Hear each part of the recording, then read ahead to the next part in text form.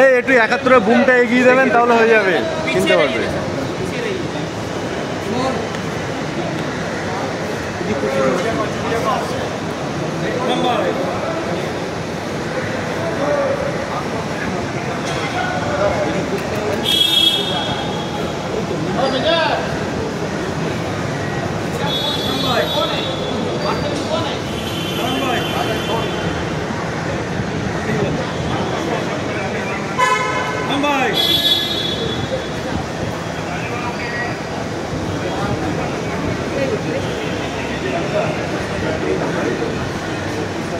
আরাম ভাই আছে, এই যে সামনে আরাম ভাই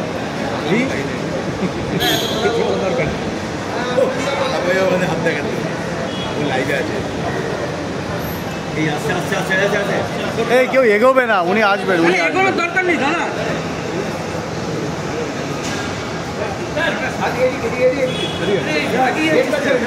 আপনি শুনুন, চলে আসবে আসবে আসবে আসবে আসবে, এগোনোর দরকার নেই। দেখি দেখি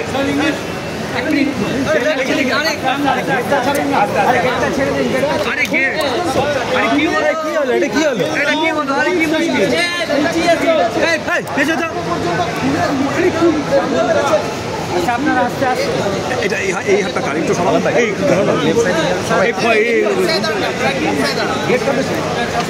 আস্তে আস্তে ভাই, সবাই পাবি, আর তাড়াহুড়ো করি ভাই দাঁড়ান।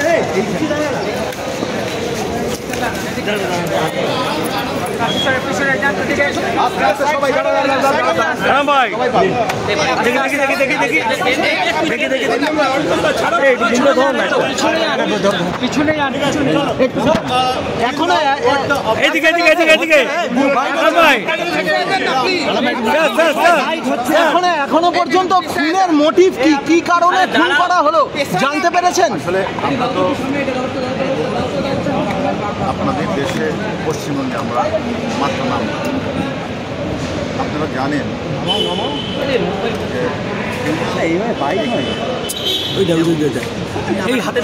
আমাদের যে এক্সট্রা টেরিটোরিয়াল অপারেটিং কথা আছে, অর্থাৎ কোনো যদি বাংলাদেশের বাহিরে নিজ দেশের বাহিরে কোনো অপরাধ করে, বাইরে গিয়ে অপরাধ করলো, যদি নিজ দেশের দেশে অপরাধটা করে তার জন্য আমরা তদন্ত করে সম্মতি করতে পারি। এক্সট্রা জুডিশিয়াল অফিসের এক্সট্রা টেরিটোরিয়াল অফিসের ক্ষেত্রে আমরা কিন্তু তার সুষ্ঠু তদন্তের মাধ্যমে আমরা বিচারের সম্মুখীন করতে পারি। আর আপনারা জানেন আসলে আমাদের দেশের একজন বাংলাদেশের একজন জনপ্রিয় সাংসদ আনোয়ার সাহেব তাকে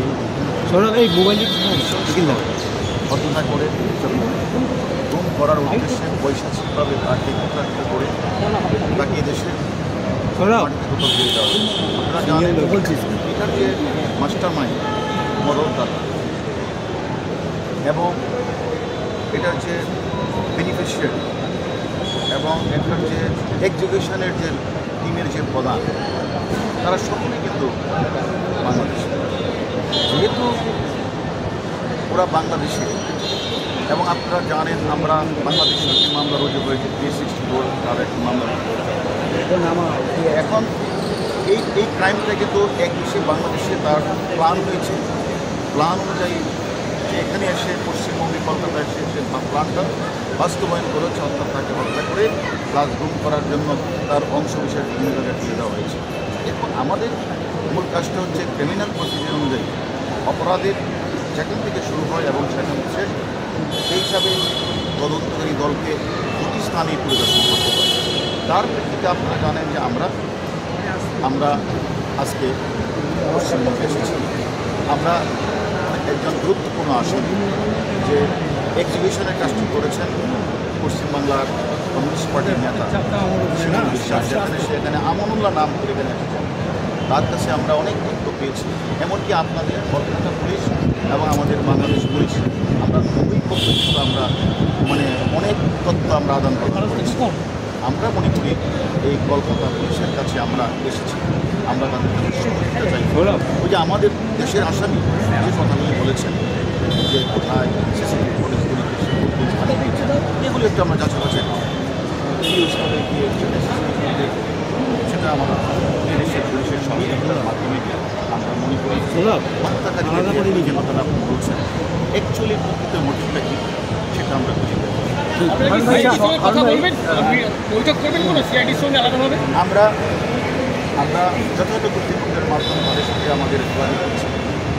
আমরা তাদের সাথে যেহেতু এখানকার পুলিশ আপনারা জানেন 3 দিন যাবৎ বাংলাদেশে আমাদের আসামির সাথে তারা একেবারে সামনাসামনি কথা বলেছে। আমরাও কাছে আমরা অনুমতি চাইব যে আমরা তার সাথে কথা বললে হয়তো বা ওই আসামি যে তথ্যগুলি আমাদেরকে দিয়েছে সেই তথ্যগুলি যাচাই বাছাই করা এবং হত্যাকারী বিভিন্ন স্থানগুলি যে কথা বলেছে সেগুলি আমরা তাদের সহযোগিতার স্থানগুলি পরিদর্শন করব। এবং আপনারা জানেন তার লাশ এখনও আমার জানা মতো এখনও উদ্ধার হয়নি। এখন আমরাও ওনাদেরকে কোনোভাবে তাদের সাথে থেকে আমরা লাশ পুরো লাশ অথবা অংশ বিশেষ আমরা উদ্ধার করতে পারি কিনা আমরা তাদের কাজে সহযোগিতা করার চেষ্টা করি। জিয়াদকে কি নিয়ে যাবেন ঢাকায়?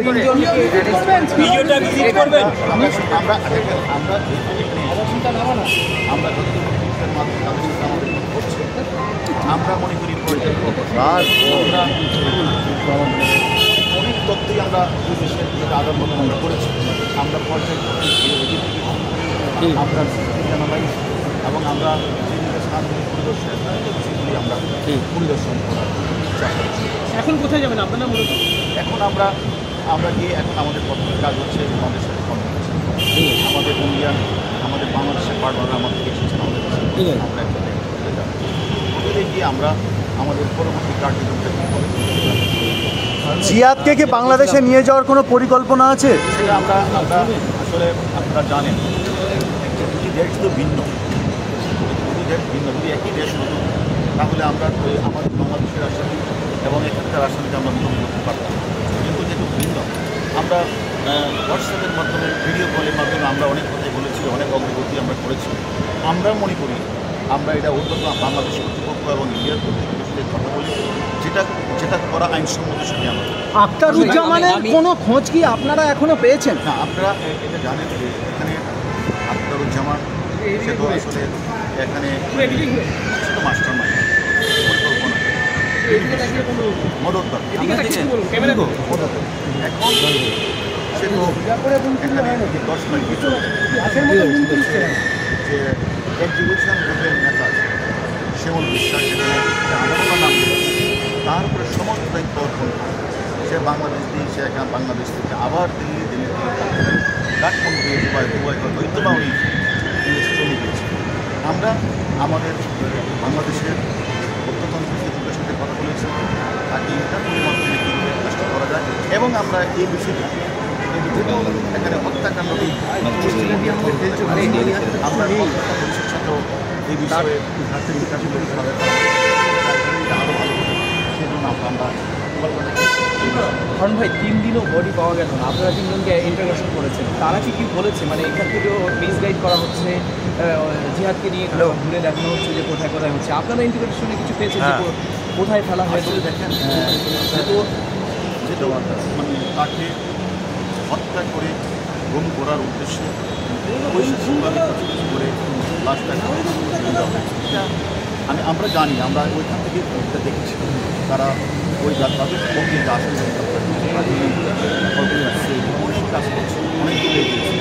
আমার বিশ্বাস যত সম্ভবই আপনারা পেয়ে যাবেন। আপনার পুরো নামটা